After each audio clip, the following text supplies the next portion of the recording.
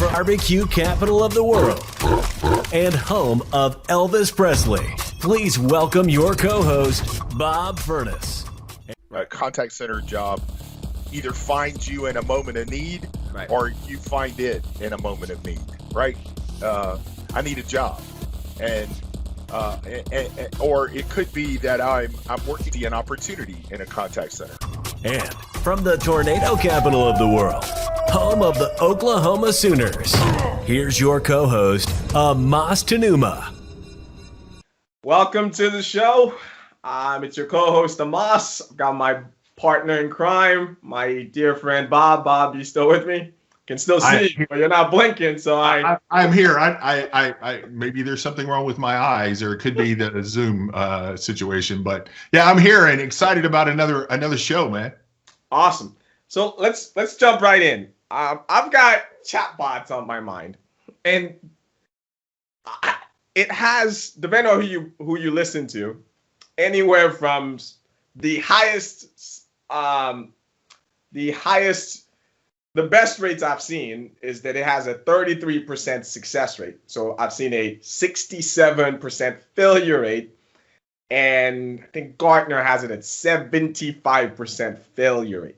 3 out of 4 times. And it occurs to me that if I went to the Apple store and I was going to buy an iPhone, and the guy said to me, look, there's a 3 in 4 chance this phone is going to explode, I'd probably go, you know what? I'm just not going to buy this phone. But yet, you and I work in the same industry. Every minute, somebody else is deciding to put on a chatbot. So like what gives? Like there's something here that's not really adding up. Well, it's definitely the shiny toy right now. There's no doubt about that. If I don't have one and I run a contact center, I need one, or I've been told I need one. And right. So my first question is, data can say whatever you want data to say. So you can say it has a 35%, or you can say it has a 65% failure, or 35% positive. I'm going to let's go with the 35. Right. So if I have the right kind of chatbot that has the ability to, if I have the right kind of chatbot that has the ability to transfer a call, to forward a call, to transfer an interaction, then if I can scrape 35% off and push you to a live agent, the other 65%, would you say that's successful? No, listen. I used to be in that camp, but I think the collateral damage is too immense. Like, but define failure. Is it a failure that the bot? Okay, so if what you're trying to do is check on your refund, and the bot says, Mr. Smith, are you talking about this item? And you say yes, and the bot says, hey, it's going to be 3 days late. And you say, well, that's not good enough. And the bot says, well, let me get you to a person that can help you. Failure rate, bot didn't finish the call. Positive rate, the bot now the employee knows what you want before you ever open the interaction. So I'm not arguing that they're all peace, love, and war. No. I think, Bob, you're giving the marketplace too much credit.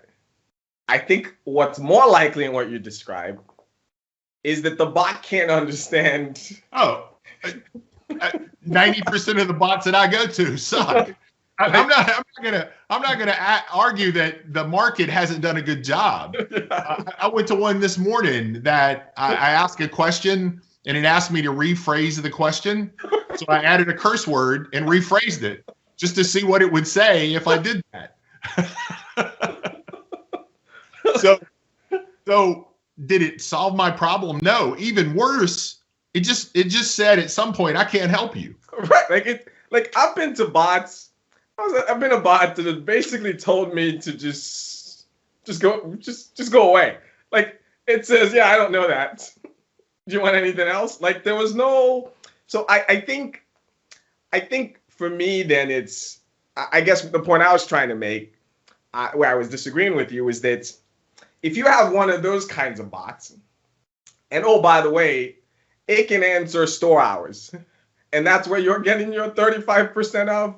And I'm like, no, like you've like frustrated too many people. A bot is not, we will talk to companies and we'll say, well, what kind of information are you thinking about in your bot? Right. And they'll say, well, we just want you to move our FAQ on our website into the bot. Well, why?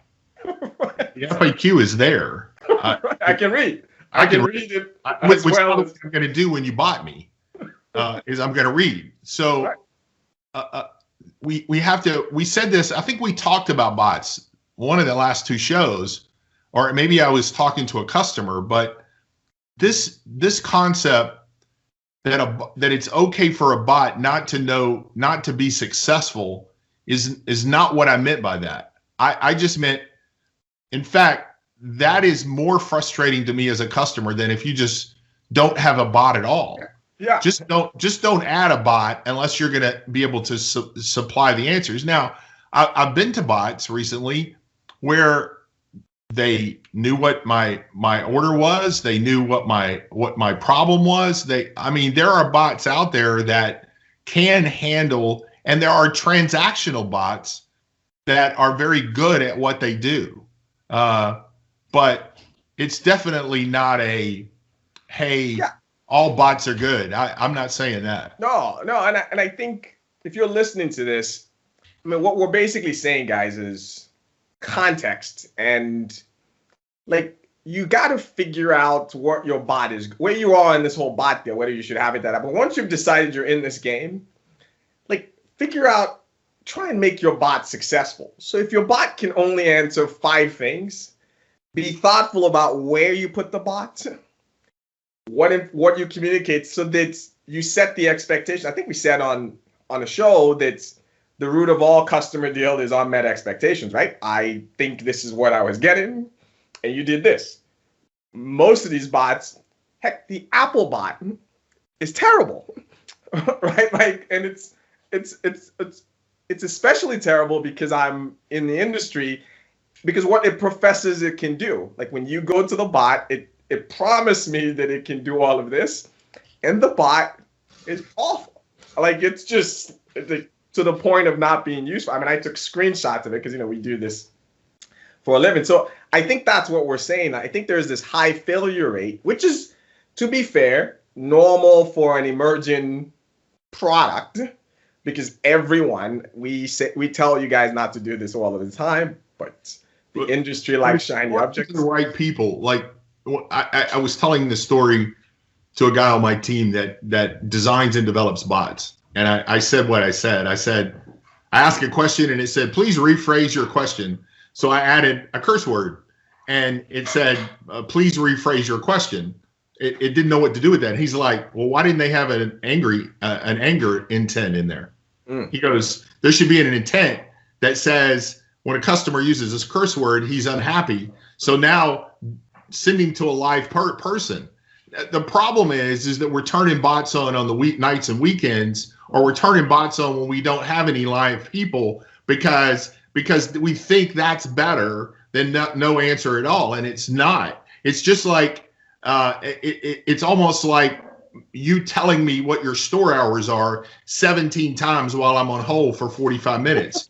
You didn't make me want to come to your store. You just pissed me off more by the time I get to the live person. I'm like, come on, stop telling me the same thing over and over again. It's noise.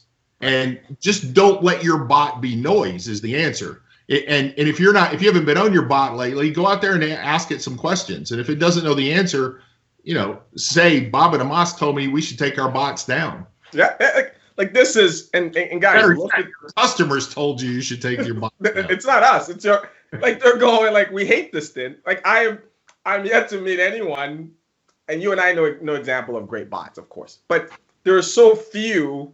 But when you talk to customers writ large, the bot has become a distraction, and we risk getting to a point where customers will just treat it like the IVR, which is that they won't even give it a shot. Just zero. They'll just go, all of them suck.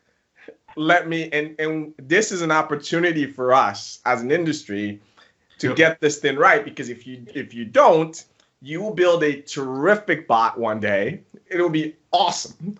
And customers would have been trained that they suck, and they will be looking for it's me. When I get to your deal now, I am the guy, just type in representative. Like I'm just like, I just have this expectation. So if I was building a bot that I knew you were coming to, I would have an intent that says, if it says representative, ask him another stupid question, just to mess with you. Could you rephrase that? Ask me to rephrase the question. So in my, I go out and I look for things every week to stump you at. This is one of my fun times. So I've got one for you. So true story. Guy walks into Walmart. I'll paraphrase it. Guy walks into Walmart, right? Sees an item. You say, we live in this omni-channel world. Sees an item and says, hey, you have this thing here for $50. It's on your website for 35% off. This is Walmart. You do a price match. Give me this thing. Let me be on my way.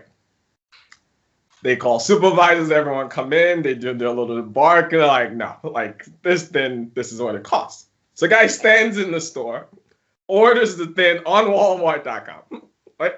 And picks a ship to store option right there. Like hit submit, and you kind of see where this is going, right? So now he's standing there, and they're now telling him, he's showing them, here's my order, but there's this delay. It takes like an hour before it gets to the fulfill. So he was hoping he could just wait, take the whole thing, and go on. So just imagine, and I'm not picking on Walmart here. I'm just using this as a point to sort of say there are these moments where we just miss. Like how did we get here? Like where he is standing in the store, and you have a brand promise of price match, not with a competitor, like with your own website. And it's just people, they call everyone, he tells a story, manager, everyone comes in and he can't resolve it.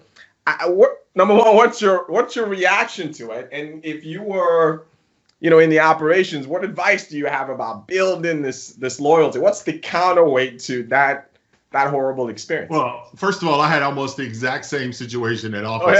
Oh, yeah? Yeah, Office Depot, where there was a better price online than there was in the store.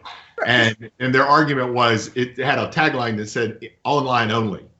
Well, online only means that I won't buy from either one of you online or in the store. Now, I eventually got to a supervisor who had a brain, right? A manager that had. So the first issue is, how do we build processes and rules and guidelines around that kind of situation to the point that a rational person, he's got to be good or she's got to be good at what they do. They're managing 25 to 100 people. They're managing a store with multi-millions, if not millions of dollars of inventory. They're not unable to make good decisions. Yep. But I bet you there's some guidelines that say you can't do that. And so shame on the leadership for putting the guidelines, but also shame on the manager from not going, you know what, that's not the right answer. Let me give you the right answer. The right answer is we're going to mark it down and we're going to give it to you for that price.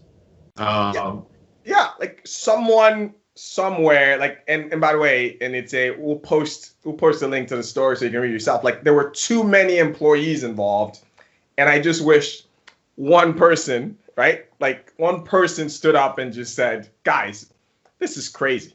And I think what I would just add to kind of what you were saying is, do you have a culture of empowerment? Yep. Or is everyone scared to get fired? Like that's really what it comes down to. Like, do you have a culture that's where someone can step up and go, you know what, I'm going to override this. And is your organization one that would fire that person? right? Like that to me is the Well, litmus. so let's bring it into the contact center. Do you have a culture that if an agent makes a decision to support the customer's not always right. Oh no. So I'm not saying that, but if you have if three people can stand around and make a rational decision that this should be done, then do you have the right kind of culture that allows that to happen? I worked for a guy in my first job. You were talking about how did I get in the contact center, and they left me on my job at 5:30 at night, and I was the only person there, and I was 22, fresh out, didn't have a clue what I was doing. And the guy told me, if you make a decision after hours, if you can give me 2 good reasons that you made the decision, then we'll deal with it and we'll learn from the mistake. But just make decisions. So you don't have to call me at home. You don't have to bother me. You don't have to bother someone else. You're here to make decisions. So what I felt was comfortable in making the right decisions for the customer. And so what you just said is that's not what they have done in that situation. And we do it worse in contact centers. Oh yeah. I'll be on a call with somebody and they'll tell me what the policy is, and I just want to not yell at them or not mess with them.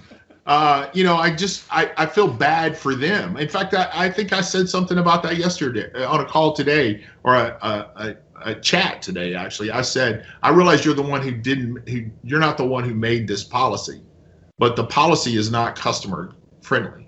Yeah. Because we manage to the 20%. Exactly. Right? We do a whole show on that. Yeah, like we contact centers we manage to an exception. You're right. We should talk about that. Let me move to questions. One of my favorite segments we do. So this one's about how do you keep agents engaged from home? I used to out people. I love this question because I grew up in a contact center like most of you, and all we know is pizza, like food, feed. Like it's like that's gone. Well, I guess there are creative ways you could do it. But like, I think it's a great question. What have you seen out there in the marketplace, Bob? I actually heard a friend of mine said they sent Taco Bell via Grubhub to all of their employees. Oh God. On a particular week. So food and contact centers are not over. You just have to get creative about it. I knew someone was going to crack that code. Like your TikTok. How do I keep you engaged if you're at home? Yeah. Well, I've got to figure out a way to build a culture of inclusion. I have 15 people, 18 people, something like that on my team right now. And not only did they individually have their own team after hours session, but we have had a couple for my team in general. Over Zoom. Now, the last thing you want to do after 12 Zoom calls in a day is get on a Zoom call. The 13th one, yeah. 13th Zoom call and say bring your cocktail with you. But bring your own cocktail. We're not going to serve you one. You can go downstairs and get a beer and bring it back up to your desk. But the reality is that you need something to drive culture, to drive camaraderie, so search on Zoom games. Yes. And you will find a plethora of companies, everyone from places that you pay for the apps to places that you don't pay for the apps. Yes. And so make the Zoom interactive. Now, what you're going to go is, well, some people won't like that. Well, some people don't like to participate with the ice cream. They don't like cake. Ice cream social either, but you still had it, right? You still had it. They don't like ice cream. They're lactose intolerant. Or the people that only eat fruit, the healthy people, that when we're serving Hershey bars. Yeah. But just, you have to, what are you doing to build camaraderie and relationships and connection so that I do feel as if I'm connected to something more than just customers calling me and complaining or unhappy. And I don't want to be the get off my lawn guy, but But let me make a left turn and to get off my lawn on the Zoom thing. Like, stop making every call Zoom. Like, guys, the phone still works, right? Like this, Well, you got stop making everybody be on video. on video. That's what I mean. The Zoom helps connect us better than a phone can. It is. But say, hey, if you don't want to be on video today, turn your video off. We're here to listen. So I'm all into that. We can have a show be about situational and say like, hey, right. for this call, I really, if you can, everyone be on video. But if you make the expectation permanent, by the time I get to like, I'm sure you're feeling the same way. By 3 p.m., I'm so sick of staring at my camera that I'm just like, Well, I got. Go ahead. if someone sends me another Zoom meeting, I might like, dude. yeah. I've had too many of those kind of calls. And Like, why are we on camera? Like, Right. it should be, there's fatigue. You should be situational and say, let's just, the phone call still works, guys. I got one more for you. Don't invite an hourly employee in your contact center to a cocktail meeting and not pay them for it. Yeah. Have it at 4:00 that closes at 5. Have two of them throughout the day. Have one for the night shift. Have one like you used to. We are creative in the contact center world. Yeah. We are good at connecting with people. We can't use this box that we're all living in right now as a reason not to do that. So how do I engage them? How do I engage them better? I have to find a way to relate to them better. I completely agree. Let's close out with words of wisdom. I would say for me, you remember that your first and probably most important customer are your employees, particularly the customer-facing one, and just start treating them as such. Earn their business. Let them like earn the right for like you're the one that they're doing you a favor. Like it's an honor for you to work for me, not the other way around. And if you start to shift your mindset in that way, like, man, I am lucky that Joe and Bob and the people who are working for me, and then treat them and earn their trust and their confidence every single day. I tell you, man, like you won't have to worry about your customer experience. Like they will make sure it's top notch. Well, I'm definitely got a Brene Brown kick because I got to spend some time with her. But she has a statement. She says that trust happens at the smallest of moments. So you just talked about the importance of trust. We talked about the importance of relationship. Trust happens at the smallest of moments. What are you doing to build trust with the employees that you work with? And do you understand who they are and what they're dealing with? I mean, I've been through some horrible stuff over the last couple of years. Yeah. And managers that I trust are the managers who made that important to them. Right? Yeah. No. So trust happens at the smallest of moments. Hey man, you look like you're having a tough day. Is something wrong? Yeah. That's probably more important than anything that you can do as a leader. Are you okay? Is everything good? Listen, to buttress that point, gosh, 3 years ago, 4 years, time's flying by. When you and I were talking about, hey, you're like, come join me here. The thing that made me feel confident in continuing those conversations was that you were telling me you were having a conversation with your manager at the time or the CEO, and the guy told you, Bob, close your computer, like shut your laptop off, go away and go deal with real life. And for me, I don't think I've ever told you this, but for me, I was like, okay, like if that's the guy who's running the thing, that meant a lot to me, right? That it's, and by the way, we work in a world, where, like it's a cutthroat, like make your numbers, like the world is, it's a jungle, the world of consulting you and I are. And when I heard that, just personally, it made me feel feel comfortable in going to go join that kind of organization. So she is spot on. That it's in these little. It had nothing to do with the job. But when I've never heard that. Like I've never, no, like I never like Bob. Your deal, like close your, like go away. Those are the words, Bob. Close your laptop. We're okay. You go be with your family. Yeah. And the way that I tell that is, not only would I follow him up the mountain, but I would go in front of him. Yeah. The mountain. It's because of that comment. So, by the way, we're working on getting him on our show. So that show we'll end up with a double show. So we got to get him. We'll have to get him here for like. You'll have to tell him that story. It is like it was that moment that it was the X's and Y's I felt good about because, we know how stuff like that wasn't it, but it was like, who is this company? What did they do? But when I sort of heard that, it was like, and then I got in, and it was true. There was a familial thing, and the way they talk, like it was a real thing. It wasn't just in the brochure. Remember how much fun it was on stage that last trip we had? Oh, San Antonio. San Antonio, man, that was a lot.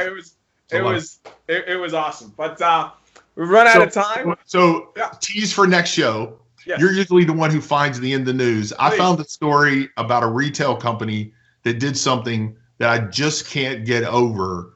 In a positive way? Cool it was. Positive. Awesome. Like I can't get over just how positive. I'm still struggling to believe it. Awesome. I love it. Like you're learning show business. Like Bob is starting to do my job. That's the 5 o'clock tease, man. Like the guy is learning show business. But hey Bob, we are shooting this show, guys, because of the snow and all of that. Whenever you hear this, like this is a Saturday afternoon at 6:45 p.m. This is how much we love this stuff, and this is how much like it doesn't matter. Like I'll take time in my weekend to do this. And Bob, thanks for being on this journey with me, and to our audience, guys. I hope you guys are getting value, and we really appreciate all of you guys watching. Tell us what you think. Tell us what you think. Absolutely. All right. Have a good day, guys. Thanks, man. We want to thank you for joining us on this episode of the Contact Center Show. If you would like to join the conversation, please visit us at contactcenter.tv. That is Contact Center, all one word, .tv. Or you can simply subscribe wherever you get your podcast. This has been a Beyond production.